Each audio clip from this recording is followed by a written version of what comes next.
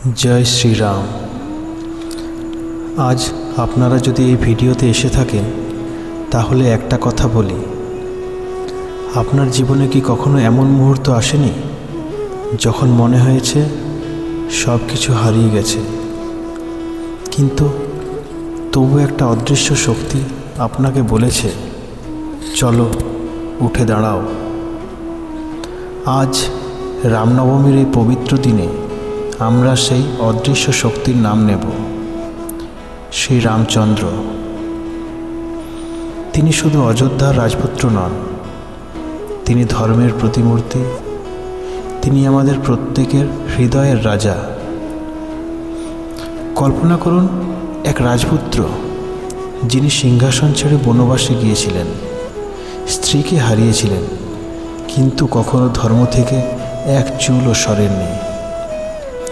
আজকের এই ভিডিওতে আমরা শুধু রামনবমীর গল্প শুনব না, আমরা শ্রীরামচন্দ্রের জীবন থেকে জীবন পাঠ শিখব, যা আপনার চাকরি, পরিবার, সম্পর্ক, দুঃখ, সাফল্য সব কিছুই বদলে দেবে। এই ভিডিওর শেষে আপনার চোখে জল আসবে, হৃদয়ে আগুন জ্বলবে, আর আপনি নিজেকে বলবেন আমিও শ্রীরামের মতো হতে পারি। তাই লাইক বাটনে হাত রাখুন, শেয়ার করুন আপনার প্রিয়জনদের সাথে, আর কমেন্টে লিখুন জয় শ্রীরাম। কারণ এই ভিডিও শেষ হওয়ার আগে আপনার জীবনের সবচেয়ে বড় পরিবর্তন শুরু হয়ে যাবে। চলুন রামনবমীর আনন্দে ডুব দিই।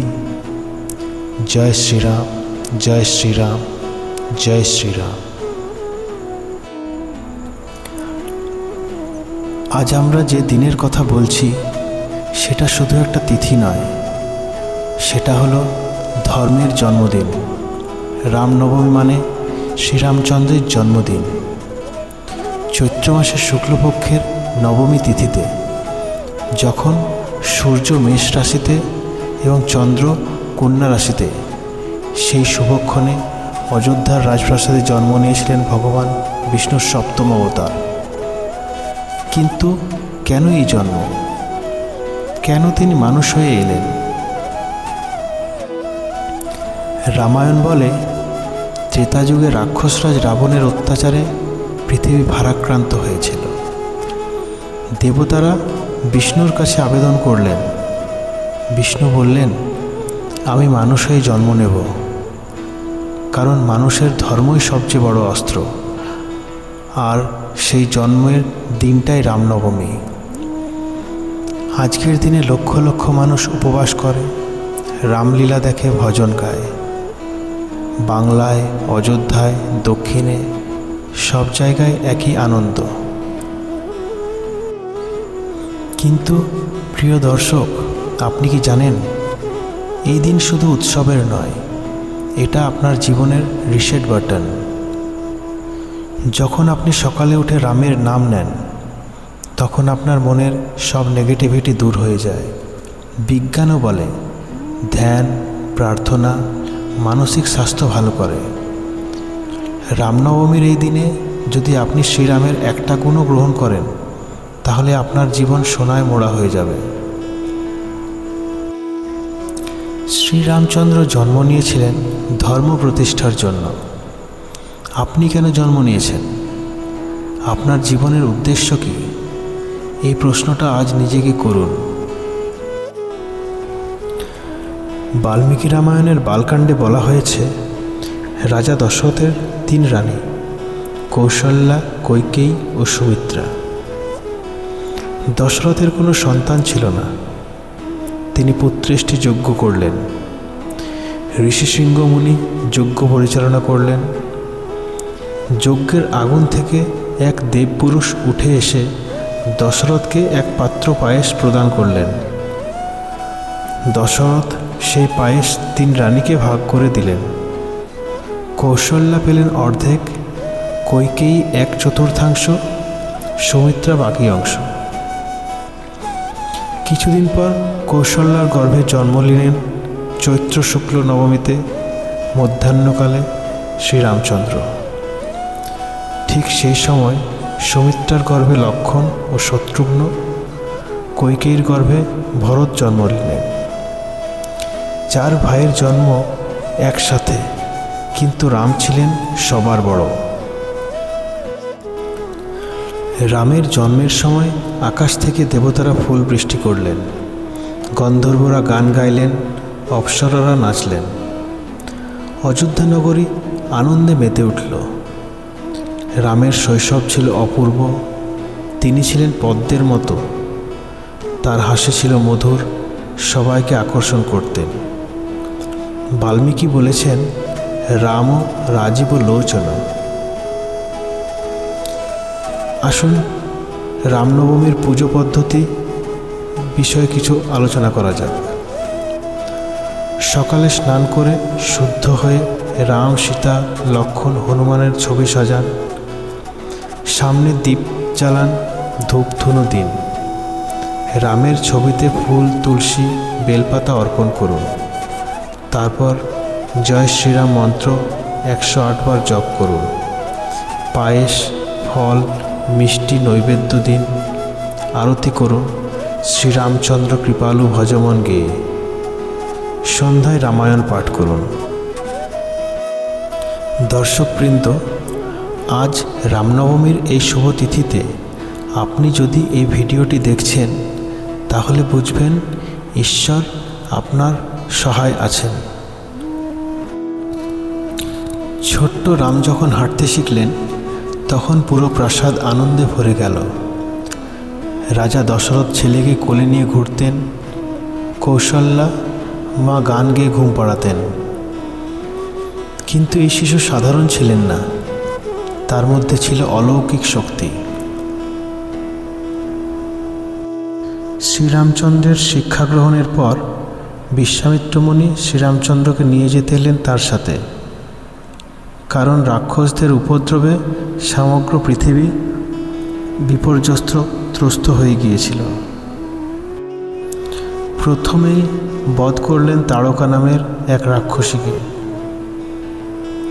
এরপর বিশ্বামিত্র মুনি রাম ও লক্ষ্মণকে নিয়ে গেলেন তপবনে। সেখানে ছিলেন মারিচ ও সুবাহু নামে 2 রাক্ষস, যারা মুনি ঋষিদের যজ্ঞ নষ্ট করছিল। রামচন্দ্র তাদেরকেও বধ করলেন। কিন্তু সবচেয়ে অলৌকিক ঘটনা ঘটল অহল্যার আশ্রমে। অহল্যা ছিলেন গৌতম মুনির স্ত্রী। কোনো এক সময় ভগবান ইন্দ্র ছল করে গৌতমের রূপ ধরে অহল্যার কাছে এসেছিলেন। গৌতম মুনি তা জেনে অহল্যাকে শাপ দিলেন, তুমি পাথর হয়ে থাকবে। যতদিন না শ্রীরাম তোমার স্পর্শ করেন, ততদিন তোমার মুক্তি নেই। তাই হাজার হাজার বছর ধরে অহল্যা পাথর হয়েছিলেন। রামচন্দ্র যখন সেখানে পৌঁছলেন, বিশ্বামিত্র মুনি বললেন, বৎস, অহল্যাকে উদ্ধার করো। রাম পায়ের ধুলো দিয়ে পাথরটি স্পর্শ করলেন। অমনি পাথর থেকে অহল্যা জীবিত হয়ে উঠলেন। তিনি রামের পায়ে পড়ে কাঁদতে লাগলেন। রাম তাকে আশীর্বাদ করে বললেন, মা, তোমার শাপমোচন হয়েছে। এরপর মহর্ষি বিশ্বামিত্র রামচন্দ্রকে জনকের রাজসভায় নিয়ে গেলেন। সেখানে চলছে সীতার স্বয়ম্বর। জনক বলেছেন, যে এই শিবধনুক তুলে ভাঙতে পারবে, তার সাথেই তার কন্যার বিবাহ দেবেন। হাজার হাজার রাজপুত্র, রাজা এসেছেন। একে একে সবাই চেষ্টা করছেন, কিন্তু ধনুকটির এক চুলও নড়ছে না। সেই ধনুক যা দেবতারাও সহজে তুলতে পারতেন না। তখন বিশ্বামিত্র মুনি রাম ও লক্ষ্মণকে নিয়ে এসেছেন। রাম শান্তভাবে ধনুকের কাছে গেলেন। প্রথমে ধনুককে প্রণাম করলেন, তারপর এক হাতে তুলে নিলেন আর এক টানে ভেঙে দিলেন। পুরো সভা স্তব্ধ। সীতা, যিনি পৃথিবীর গর্ভ থেকে জন্ম নিয়েছিলেন, তিনি মালা নিয়ে এগিয়ে এলেন এবং রামের গলায় পরিয়ে দিলেন। সেই মুহূর্তে 2টি আত্মার মিলন হলো, রাম ও সীতা। বিবাহের দিন কি অপূর্ব ছিল। 4 ভাইয়ের সাথে 4 বোনের বিবাহ। রাম সীতা, লক্ষ্মণ উর্মিলা, ভরত মাণ্ডবী ও শত্রুঘ্ন শ্রুতকীর্তি। অযোধ্যায় ফিরে আনন্দের বন্যা। অযোধ্যায় ফিরে এরপর দশরথের ইচ্ছা হলো রামচন্দ্রকে রাজকার্যের দায়িত্ব দেওয়ার। তিনি প্রকাশ করলেন যে রামচন্দ্রই পরবর্তী যুবরাজ হবেন। কিন্তু কইকেয়ীর মনে মন্দ বুদ্ধি ঢুকল। তিনি দশরথের কাছে দুটি বর চাইলেন, রামকে 14 বছর বনবাস এবং ভরতকে রাজা।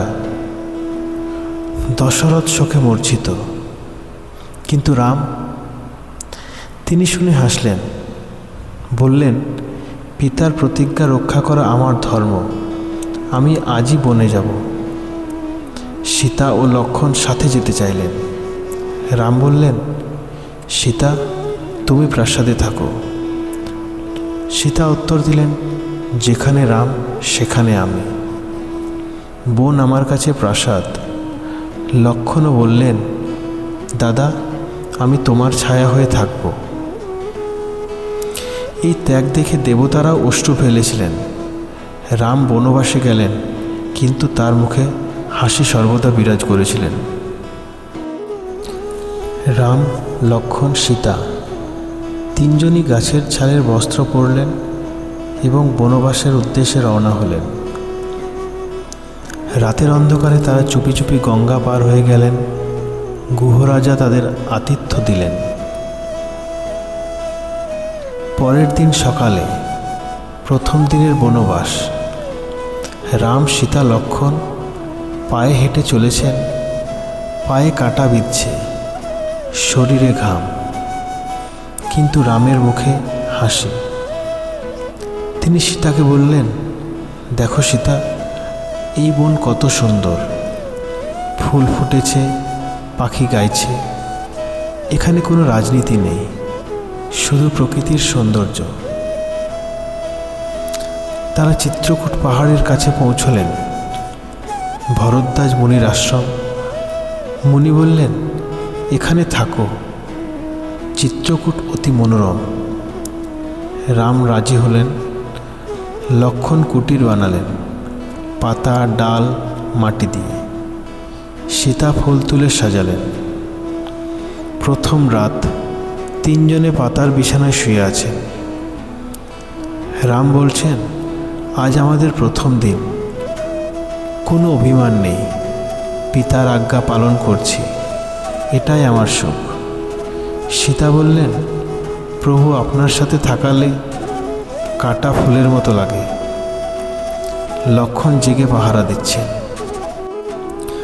বনবাসের এই প্রথম দিনই আমাদের শিখিয়েছেন ধর্মের জন্য সব ত্যাগ করা যায় এবং প্রতিকূলতায়ও হাসি মুখে সমস্ত কিছু মেনে নেওয়া যায়।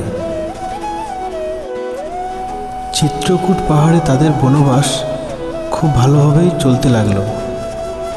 চারিদিকে সবুজ বন, ঝর্ণা, ফুল, পাখির গান। রাম, সীতা, লক্ষ্মণ এখানে কুটির বানিয়ে থাকতে শুরু করলেন। এটা তাদের বনজীবনের এক সোনালী অধ্যায় ছিল। কিন্তু জীবন তো শুধু সুখের নয়, বিপদ আসে, দুঃখ আসে, তবু ধর্ম অটল রাখতে হয়। এরপর পঞ্চবটিতে থাকাকালীন রাম, লক্ষ্মণ, সীতা সুখে দিন কাটাচ্ছিলেন। একদিন এক সোনার হরিণ এসে সীতার সামনে খেলা করতে লাগল। সীতা মুগ্ধ হয়ে বললেন, প্রভু, এই হরিণটি আমাকে দাও, আমি এর চামড়া দিয়ে আসন বানাবো। রাম বুঝলেন এটা সাধারণ হরিণ নয়, কিন্তু সীতার অনুরোধে তিনি ধনুক নিয়ে হরিণের পিছনে ছুটলেন। হরিণটি দূরে দূরে ছুটছে। রাম অনেক দ্রুত দূরে চলে গেলেন। শেষে তীর মেরে হরিণটিকে মারলেন। মরার আগে হরিণটি রামের গলায় চিৎকার করে উঠল, হা লক্ষ্মণ, হা সীতা। এ যেন রামের গলা। সীতা কুটিরে শুনলেন সে চিৎকার। ভয়ে কাঁপতে কাঁপতে লক্ষ্মণকে বললেন, দেখো দাদা বিপদে পড়েছেন, তুমি দৌড়ে যাও।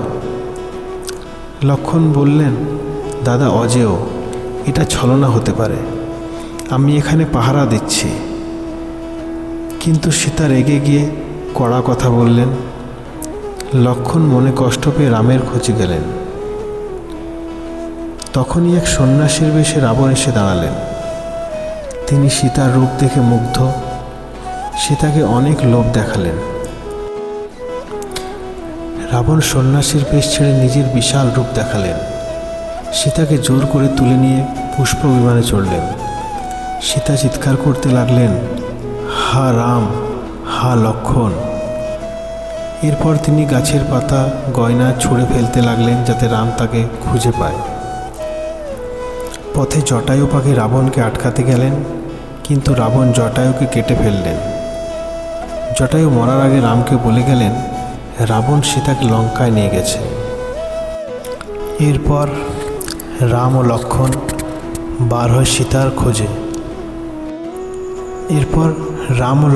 বার হয় সীতার খোঁজে।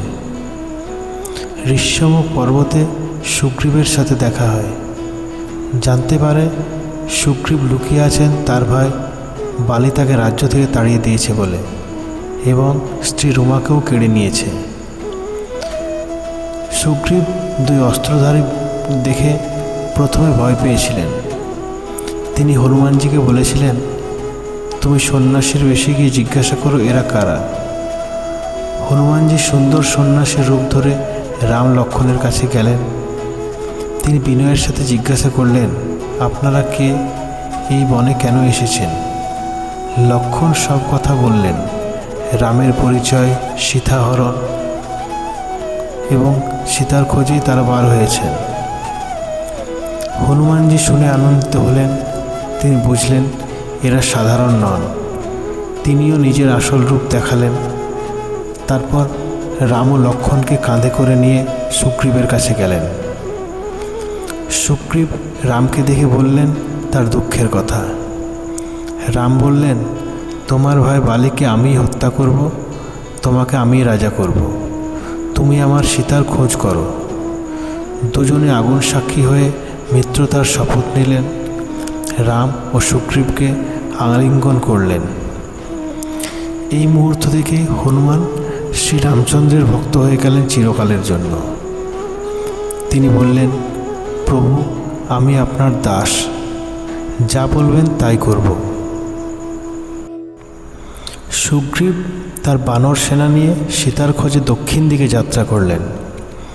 হনুমানজি, অঙ্গদ, জাম্ববান সবাই চলেছেন। পথে সম্পাতি পাখি বলে দিলেন সীতা লঙ্কায় আছেন। কিন্তু সমুদ্রের বিশালতা দেখে সবাই হতাশ। কিন্তু হনুমান তিনি জাম্ববানের কথায় নিজের শক্তি স্মরণ করলেন। হনুমান বললেন, আমি সমুদ্র পার হব। তিনি বিশাল আকার ধারণ করলেন। এক লাফে সমুদ্র পার। পথে মৈনাক পর্বত বিশ্রামের জন্য উঠে এলো, কিন্তু হনুমানজি থামলেন না। সুরসা নাগিনী পরীক্ষা করলেন। হনুমানজি তার মুখ ছোট করে বেরিয়ে গেলেন। লঙ্কার রাক্ষসী লঙ্কিনীকেও মেরে ফেললেন। লঙ্কায় পৌঁছে হনুমান ছোট আকার ধারণ করলেন। তিনি পুরো নগর ঘুরলেন। অশোকবনে সীতামাকে দেখলেন। রাবণের ভয় দেখানো, ধমকানো, কিন্তু সীতা অটল। হনুমানজি গাছে বসে রামের নাম জপ করে সীতাকে আশ্বাস দিলেন। সীতা হাতে রামের আংটি দিলেন। সীতা চূড়ামণি দিয়ে বললেন, রামকে বলো আমি অপেক্ষা করছি। হনুমানজি তখন রাবণের সভায় গেলেন। রাবণকে সতর্ক করলেন, রামের সাথে যুদ্ধ করো না, সীতাকে ফিরিয়ে দাও। রাবণ রেগে হনুমানজির লেজে আগুন লাগিয়ে দিলেন। কিন্তু হনুমানজির লেজ আগুন তাকে ছুঁতেও পারল না। তিনি বিশাল হয়ে লেজের আগুন দিয়ে লঙ্কার প্রাসাদ, ঘর, বাজার সব জ্বালিয়ে দিলেন। আগুনের লেলিহান শিখায় লঙ্কা ধ্বংসের মুখে। শুধু বিভীষণের ঘর বাঁচিয়ে রাখলেন। রাবণের সেনা হনুমানকে ধরতেও পারলেন না। হনুমান অশোক বনে ফিরে সীতাকে প্রণাম করে সমুদ্র পার হয়ে ফিরে এলেন। রামের কাছে গিয়ে সব বললেন। প্রভু, সীতামা জীবিত আছেন আপনার অপেক্ষায়। হনুমানের কাছ থেকে খবর পেয়ে রাম লক্ষ্মণ বানর সেনা নিয়ে সমুদ্রের তীরে এলেন। বিভীষণ রাবণের ভাই এসে রামের শরণ নিলেন। নল নীল বানরেরা রাম সেতু বানালেন পাথরের সেতু ভাসিয়ে। সেনা লঙ্কায় পৌঁছল। যুদ্ধ শুরু। বানর সেনা আর রাক্ষস সেনার মধ্যে ভয়ঙ্কর লড়াই। মেঘনাদ, কুম্ভকর্ণ, অতিকায় একে একে রাবণের শক্তিশালী যোদ্ধারা মারা গেল। কুম্ভকর্ণ ঘুম থেকে উঠে হাজার হাজার বানর মারল, কিন্তু রামের তীরে মারা গেল। মেঘনাদ লক্ষ্মণকে ব্রহ্মাস্ত্রে অচেতন করল, কিন্তু হনুমান সঞ্জীবনী পর্বত এনে লক্ষ্মণকে বাঁচালেন। শেষে রাবণ নিজে রথে চড়ে যুদ্ধে নামলেন। রাম ও ইন্দ্রের দেওয়া রথে দুজনের মধ্যে ভয়ঙ্কর যুদ্ধ। রাবণের মাথা কাটলে নতুন মাথা গজায়। রাম ব্রহ্মাস্ত্র ছুড়লেন। রাবণের 10 মাথা 20 হাত কেটে পড়ল। রাবণের মৃত্যু হলো। বিভীষণকে রাজা করে ও সীতামাকে অগ্নি পরীক্ষা দিয়ে শুদ্ধ প্রমাণ করা হলো। তারপর পুষ্প বিমানে করে রাম, সীতা, লক্ষ্মণ অযোধ্যায় ফিরলেন। প্রিয় দর্শক, আজকের এই ভিডিওর মাধ্যমে আমি রামের জীবন ছুঁয়ে যাওয়ার চেষ্টা করলাম। এখন আপনার পালা। আজ রামনবমীতে প্রতিজ্ঞা করুন, আমি রামের একটা গুণ গ্রহণ করব। ভিডিও শেষ হওয়ার আগে লাইক করুন, শেয়ার করুন, সাবস্ক্রাইব করুন ধর্মের পথে চ্যানেলটি। কমেন্টে আপনার প্রিয় জীবন পাঠ লিখুন। জয় শ্রীরাম, জয় সীতারাম, জয় হনুমান। হরে রাম, রাম রাম, হরে হরে।